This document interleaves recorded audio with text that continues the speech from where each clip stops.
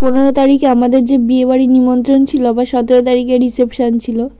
তো আমরা একটু রাত্রি করেই গেছিলাম, আর পরেছিলাম হচ্ছে শাড়ি। হ্যাঁ, আমার আশাটা পূর্ণ হয়ে গেছে, আগের দিন পরতে পারিনি।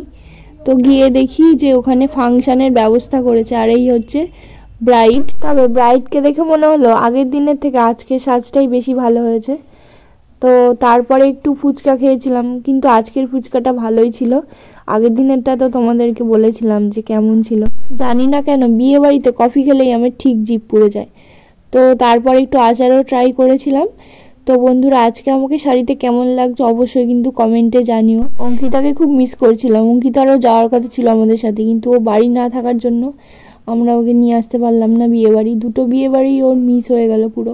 আমরা একটু তাড়াতাড়ি খেতে বসে পড়েছিলাম, কারণ আমাদের বাড়িতেও ফিরতে হতো, বাড়িতেও তেমন কেউ ছিল না। তো প্রথমেই আমাদেরকে দিল চিকেন শাটে। চিকেন শাটে দেওয়ার সঙ্গে সঙ্গে শুরু ওর ওপর হামলা। নেক্সট দিয়েছিল বেবি নান আর চানা মশলা।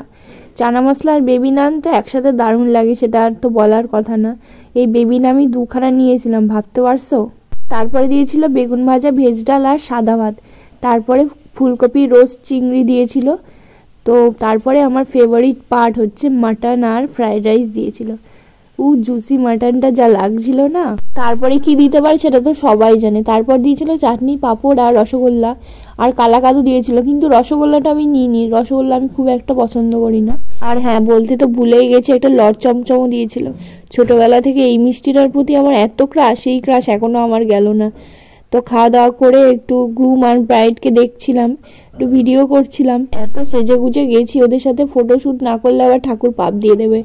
তো লাস্টে খেয়েছিলাম হচ্ছে পানটা ভীষণ ভালো ছিল খেতে। আমার তো এই জিনিসটাই সব থেকে ভালো লাগলো। আবার অন্যদেরকে অফার করছিলাম যে খাবে নাকি, খাওয়ার জন্য।